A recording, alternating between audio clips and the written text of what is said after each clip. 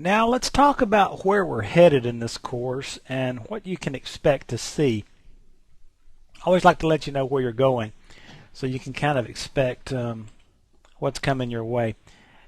First we're going to talk about a little bit of reporting services history. Now you may not care anything about this, you may want to skip the video, but for those of you who are new, this can really help a lot of times in dealing with your comrades because it can make you look a little more knowledgeable to be able to talk about where it came from and previous versions and that sort of thing.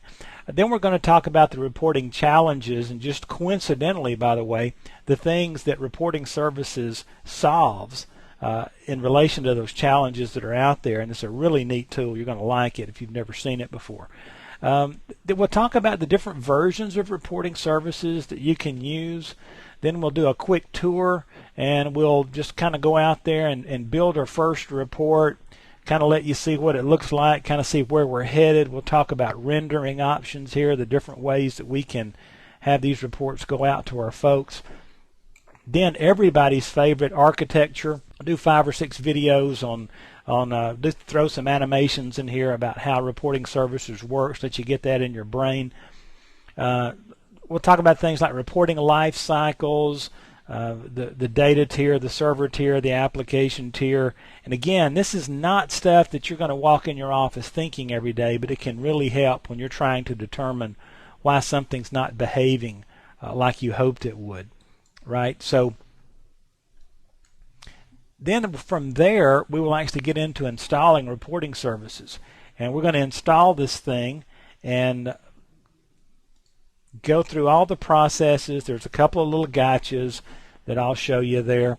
We'll build some reports then, and we're going to build a number of reports, and we're just going to go step by step. We'll deal with our data sources and our data sets.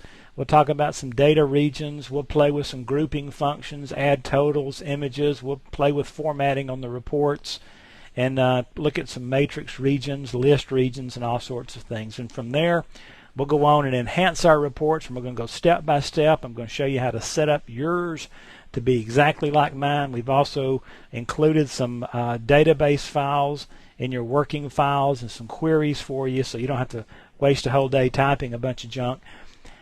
And you can just go step by step through and build these reports and see some of the peculiarities of reporting services and some of the just real cool things it'll do.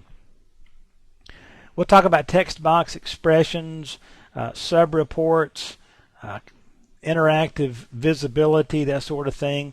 And then we'll get into parameters, using parameters on your reports to make them a lot more useful.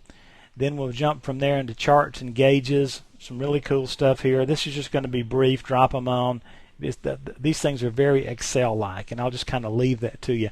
But I do want you to see them and see a couple of things we can do with them. So we'll do 4 or 5 videos there. Then we'll talk about deploying the reports. How do we actually get them out onto a server so people can hit them through a browser and actually get these things? And then we'll kind of finish up talking about a security overview. We'll do 4 or 5 videos here about how security works, talk about the roles and the tasks and user permissions and item level security and those sorts of things. So we're going to be quite a few hours here by the time this is all said and done, and going to get a real good overview of what's going on with reporting services, and you'll finish the video being able to build some fairly sophisticated reports and some really cool looking reports, and I'll show you some tips and tricks along the way. So let's get started.